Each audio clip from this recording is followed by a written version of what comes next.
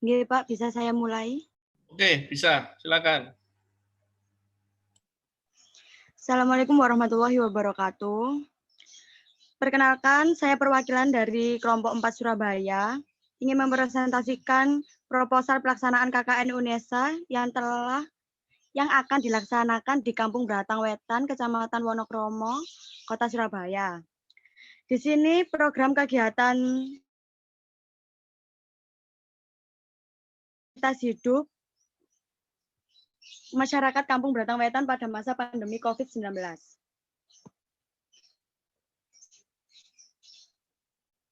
Langsung isinya ya, Pak? Ya, langsung kegiatan aja. Oke. Di sini rencana pemecahan masalahnya saya menggunakan program unggulan yaitu sosialisasi masyarakat. Kegiatan ini diadakan guna menumbuhkan kesadaran masyarakat akan pentingnya protokol kesehatan selama pandemi. Dalam kegiatan ini masyarakat akan Bentar, diajak ini untuk selalu menerapkan temanya apa temanya? Ngambil tema kemanusiaan. kemanusiaan, KKN kemanusiaan ya? Ye. Oke, lanjut.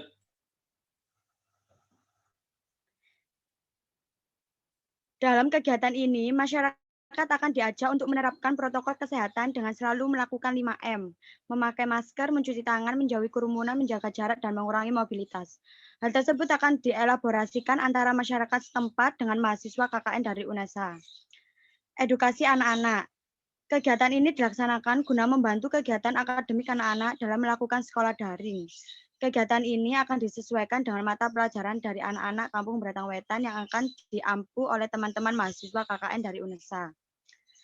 Lalu, terdapat program tambahan, yaitu melakukan program sosialisasi dalam bulan Ramadan.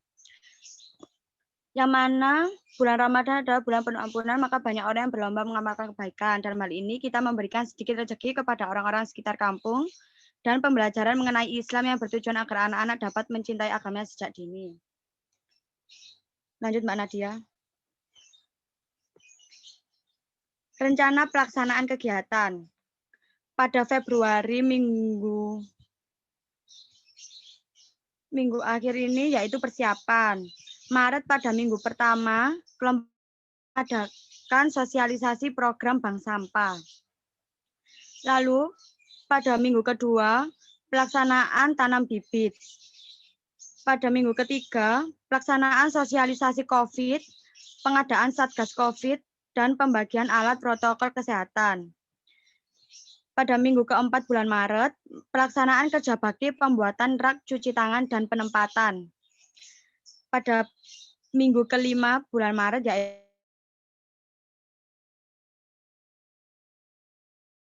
pada minggu pertama bulan April, pelaksanaan sosialisasi women interest dan mental health.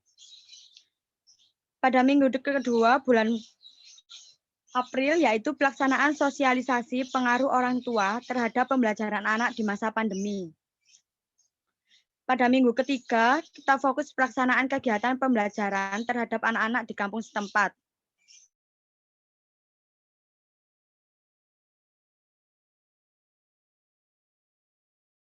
Lomba mewarnai maupun lomba-lomba yang lainnya. Pada bulan Mei, pada bulan pertama, sudah memasuki hari puasa, yaitu pelaksanaan kegiatan pembagian takjil. Pada minggu kedua bulan Mei, yaitu libur Hari Raya Idul Fitri. Setelah itu, pada minggu ketiga bulan Mei, pelaksanaan kerja bakti sosial. Minggu keempat, yaitu pelaksanaan kerja bakti. Minggu pertama pada bulan Juni, yaitu penutupan.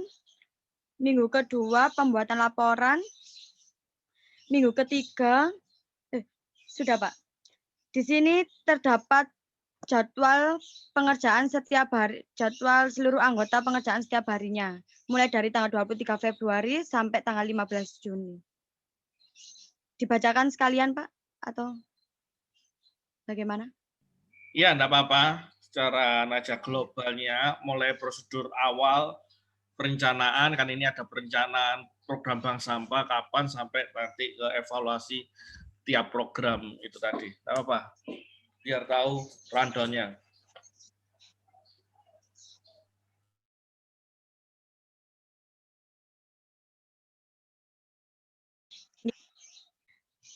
Pada tanggal 23 Februari 2021 telah dilaksanakan pelepasan mahasiswa KKN. Pada tanggal 24 Februari kita melakukan rapat program kerja. Pada tanggal 25 penyusunan proposal KKN dan penyerahan proposal kepada DPL. Pada tanggal 26 Februari, 27 Februari hari ini, kita melakukan penat KKN kedua. Pada tanggal 28 Februari, kita melakukan persiapan sebelum terjun.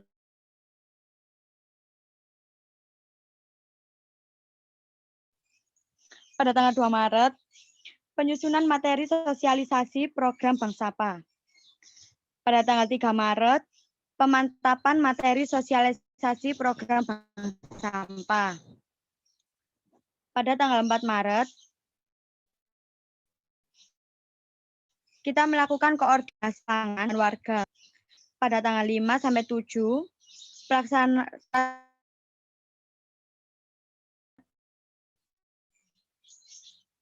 lanjutan pelaksanaan program Bank Sampah.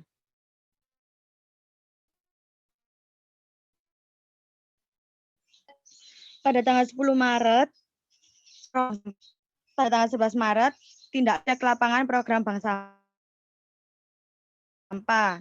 Tindak lanjut tersebut sebagai progres apa yang akan kita lakukan, apakah Bank Sampah yang kita lakukan dapat berjalan dengan baik di lingkungan warga. Pada tanggal 12 sampai 14 Maret, yaitu pelaksanaan tanam bibit.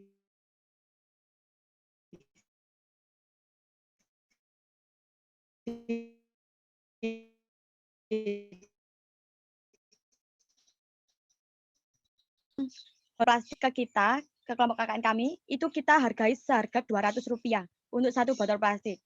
Dan hasil dari botol plastik yang telah kita kumpulkan tersebut, kita jadikan pot, lalu kita tanam bibit dan ditanam di sekitar rumah warga setempat. Karena rumah warga setempat sini terlihat gersang. Hanya ada beberapa rumah yang ada pohonnya atau ada tanaman hias semacamnya. Lalu pada tanggal 15 Maret, rapat koordinasi pelaksanaan sosialisasi COVID dan pengadaan. Tanggal 16 Maret, penyusunan materi sosialisasi COVID. Pada tanggal 17 Maret, pemantapan materi sosialisasi COVID. Pada tanggal 18 Maret, pembelian bahan untuk pembagian alat protokol kesehatan. Pada tanggal 19 sampai 21, yaitu pelaksanaan sosialisasi COVID, pengadaan Satgas COVID, dan pembagian alat protokol kesehatan. Mengacu di mana dalam kampung ini, kampung tersebut kurangnya kesadaran atas mentaati protokol kesehatan. Misalnya memakai masker, karena kampung Batang dekat dengan pasar. Pada tanggal 22 Maret, rapat koordinasi program kerja bakti pembuatan rak cuci tangan. Pada tanggal 23 Maret, pembelian bahan. Tanggal 20 Maret, koordinasi dengan warga setempat. Jadi kita koordinasi untuk mengumpulkan massa untuk kerja bakti, pembuatan rak, dan pemilihan tempat strategis untuk rak tersebut ditempatkan. Karena di sekitar kampus ini tidak ada sama sekali tempat cuci tangan. Lalu tanggal 25 Maret, cek lokasi untuk penempatan rak cuci tangan. Tanggal 26 sampai 28 Maret, cek hasil perkembangan pembuatan rak cuci tangan. Tanggal 30 Maret, evaluasi lapangan. Pada tanggal 1 April, perawatan rak cuci tangan. Tanggal 2 sampai 4 April, penjagaan posko Satgas COVID. Penjagaan posko Satgas COVID ini kita gapura sebelum memasuki kampung. Jadi biar warga setempat dan warga luar dapat mematuhi protokol kesehatan. Pada tanggal 5 April, rapat koordinasi program sosialisasi Women Interest dan Mental Health. Tanggal 6, penyusunan materi program sosialisasi. Tanggal 7, pemantapan materi program sosial. Tanggal 8, pembelian alat pendukung program sosialisasi Women Interest dan Mental Health. Tanggal 9 sampai 11, pelaksanaan program sosialisasi. Tanggal 12, rapat koordinasi program sosialisasi pengaruh orang tua terhadap pembelajaran anak pada masa pandemi. Tanggal 13, penyusunan materi program sosialisasi. Pada tanggal 14, pemantapan program sosialisasi. Tanggal 15, pembelian alat pendukung program sosialisasi. Tanggal 16 hingga 18, yaitu pelaksanaan program sosialisasi. Tanggal 19, rapat koordinasi. Tanggal 20 April, penyusunan materi untuk kegiatan pembelajaran. Pada tanggal 21 April, pemantapan materi untuk kegiatan pembelajaran. Tanggal 22, pembelian alat pendukung kegiatan pembelajaran. Tanggal 23 hingga 25, yaitu pelaksanaan kegiatan pembelajaran. Tanggal 26, yaitu rapat koordinasi kembali. Tanggal 27, penyusunan materi. Tanggal 28, pemantapan. 29, pembelian. 30 hingga 2 Mei, pelaksanaan kegiatan lomba. Tanggal 3 Mei, rapat koordinasi. Tanggal 4 Mei, cek lokasi pembagian takjil. Tanggal 5 Mei, pembelian alat pendukung untuk kegiatan pembagian takjil.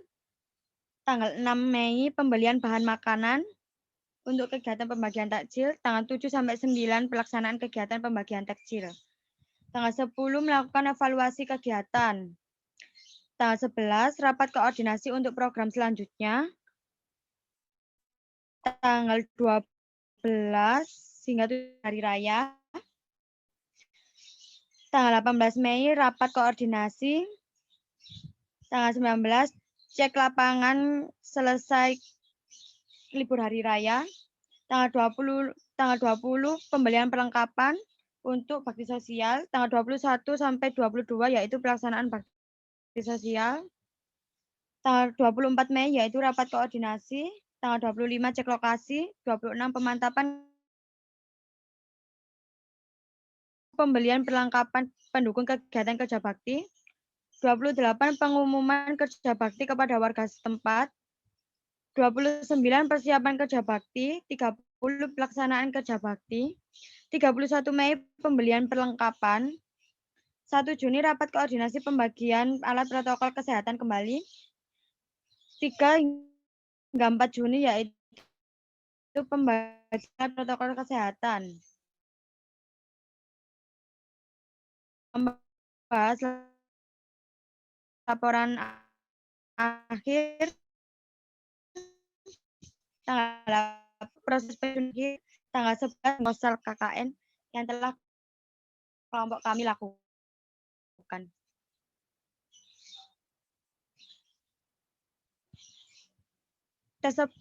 Tersebut data jadwal yang telah kelompok kami rancang, Pak. Demikian proposal yang kelompok KKN Surabaya 4 terancang. Terima kasih.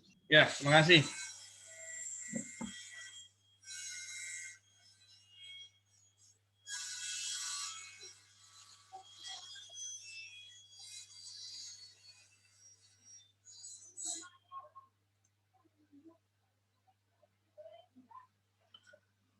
Baik, terima kasih kelompok Surabaya berapa tadi? 4 atau 36 tadi? 4, Pak. 4 ya, kelompok Surabaya. Ya, saya nanti nge-review-nya nanti aja sekalian. Lanjut mungkin Surabaya 36. Ada yang siap? Surabaya, kelompok KKN Surabaya 36. Iya Pak, sebentar ini mau share screen. Oke.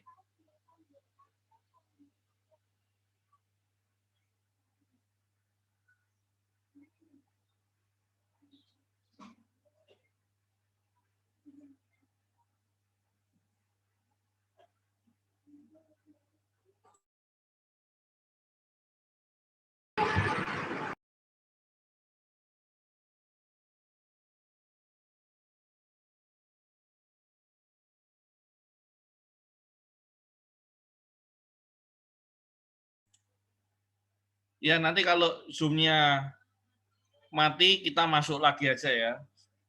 Langsung aja otomatis kita masuk lagi. Iya, Pak.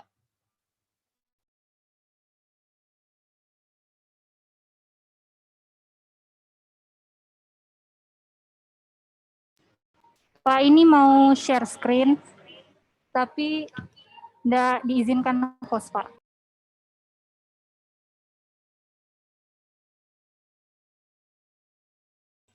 Oke, silakan.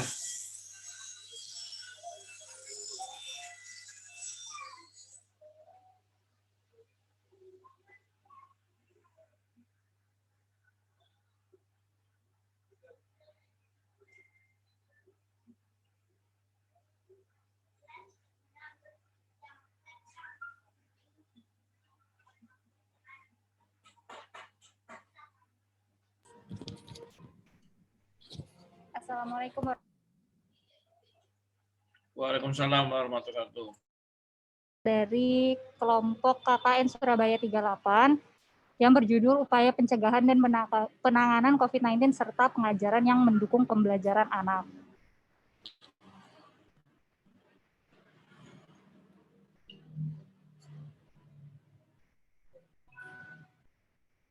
Oke, ini langsung masuk ke ini ya. Rencana, dari masalah yang dihadapi. Yang pertama, pembelajaran yang kurang maksimal dikarenakan anak-anak belum terbiasa menggunakan digital learning. Yang kedua, masih ada keluhan terhadap pembelajaran yang hanya memberikan penugasan sehingga anak-anak itu menjadi bosan.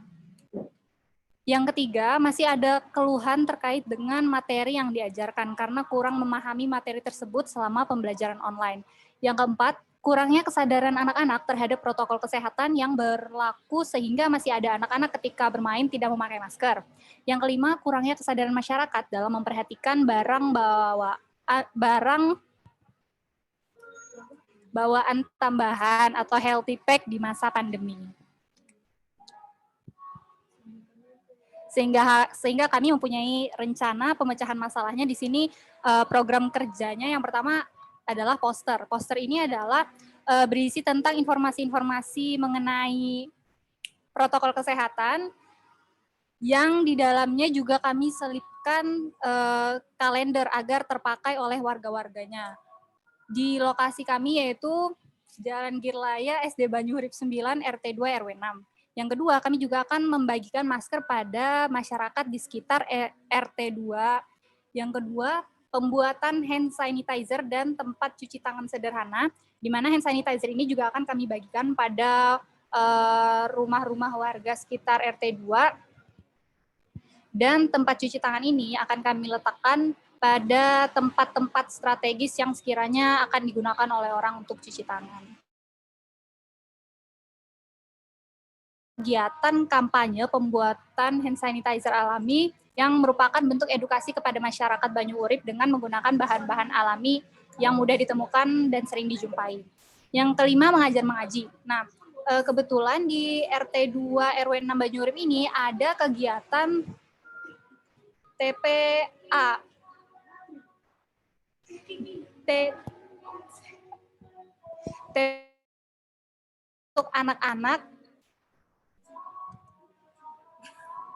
Untuk anak-anak di sekitar RT 2 untuk kegiatan mengaji di sore hari. Nanti kegiatan mengajar-mengaji ini akan kami laksanakan pada bulan Ramadan mulai dari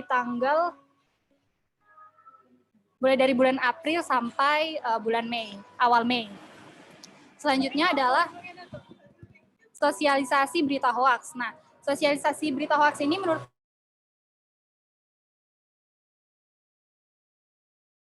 karena berkembangnya teknologi informasi yang pesat tuh pada masa ini memudahkan penyebaran informasi sehingga masyarakat harus pintar-pintar memfilter informasi yang diterima. Yang ketujuh adalah Taman Baca Masyarakat. Kegiatan ini sebagai media edukasi untuk masyarakat yang berisi buku, majalah, dan koran. Adapun buku, majalah, dan koran ini akan kami peroleh dari sumbangan yang kami laksanakan dari kelompok kami. Kemudian edukasi pola hidup sehat. Di edukasi pola hidup sehat ini kami akan memaparkan tentang materi seperti social distancing dan protokol kesehatan. Pentingnya pola hidup sehat tetap dilakukan agar tubuh secara fisik dan psikis tetap sehat dan dapat melakukan aktivitas di masa pandemi dengan tetap mematuhi peraturan protokol kesehatan yang telah ditetapkan. Yang ke-9, pembuatan science system. Untuk mendukung masyarakat Banyuurip melaksanakan protokol kesehatan dengan baik, maka kami menawarkan program pembuatan science system yang berisi tentang infografis singkat tentang peringatan penerapan 3M, yaitu memakai masker, mencuci tangan, dan menjaga jarak. Untuk meningkatkan kesadaran masyarakat dalam menerapkan protokol kesehatan. Science system ini akan diletakkan pada tempat-tempat yang mudah dijangkau oleh masyarakat. Yang ke-10 adalah taman belajar. Taman belajar ini akan kami buat seperti perpustakaan mini, di mana di situ anak-anak akan bisa menggunakan tempat ini sebagai tempat membaca ataupun tempat mengerjakan tugas. Dan yang terakhir adalah sosialisasi bahaya jentik-jentik, yaitu kegiatan ini memberikan informasi mengenai bahaya jentik-jentik sehingga masyarakat lebih waspada terhadap bahaya demam berdarah dan menanggulangi agar tidak terjadi demam berdarah. Adapun rencana pelaksanaan kegiatan di sini kami rencanakan dari bulan Maret sampai bulan Mei, yaitu dari bulan ketiga sampai bulan kelima.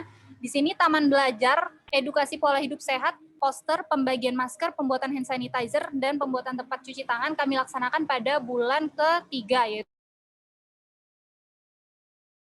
kegiatan rutin yang kami laksanakan 2 kali seminggu pada hari Rabu dan Jumat setiap sore. Untuk edukasi pola hidup sehat dan edukasi lainnya seperti hand sanitizer dan tempat pembuatan cuci tangan ini kami laksanakan setiap hari Minggu. Jadi berurutan dari minggu pertama hingga minggu terakhir bulan Maret. Selanjutnya memasuki bulan keempat, yaitu bulan Ramadan, kami mengadakan kegiatan rutin pengajian yang kami laksanakan setiap sore bekerja sama dengan mengajarkan ngaji kepada anak-anaknya. Selanjutnya literasi budaya. Jadi selama bulan Ramadan itu juga diselingi oleh materi edukasi literasi budaya. Kami rasa ini penting karena akan disampaikan kepada anak-anak supaya mereka bisa tetap mengingat akan budaya-budaya Indonesia. Yang keempat prosesnya dan akan diresmikan pada bulan kelima. Edukasi berita hoaks, edukasi bahaya jentik-jentik, dan pembuatan taman baca itu mulai dari bulan kelima dan akan diresmikan pada akhir pertemuan yang kami rencanakan itu pada tanggal 30 Mei 2021. Nah, adapun personalia kami seperti ini, ketuanya adalah Rivo, dan anggota-anggotanya dengan masing-masing tugasnya. Di sini kami membentuk dari ketua, sekretaris, bendahara, acara, humas, Pubdekdok, dan Perkapman sekaligus konsumsi. Baik, sekian dari presentasi kami. Oke, terima kasih.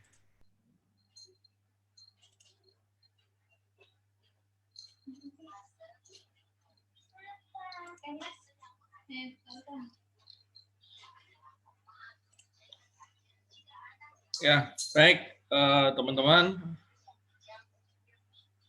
Ini kayaknya 2 menit lagi waktu normal akan mati.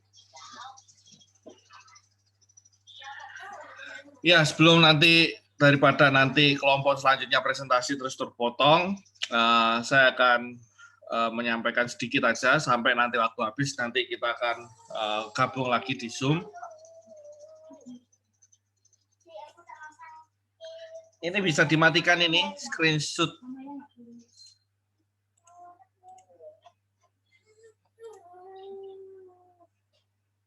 Oke. Baik, tadi ada 2 kelompok.